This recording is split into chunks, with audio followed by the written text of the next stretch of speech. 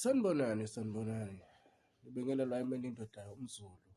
Yakhona le phansi le. Engenitshela ukuthi phansi kuphi kodwa yakhona le phansi. Ngithi nje sanibonani. Cela ukuthi ni-subscribe kwi-channel yami. Ngoba kune-drama ezayo next month. Njengamanje sibhizi siyashutha. Sizofuna ukukhipha into enequality, nento ezoba nomlayezo, nento ezokuhlekisa futhi.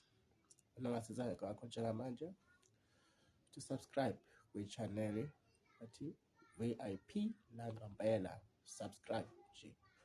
Angisathola ama-subscribers awu-500.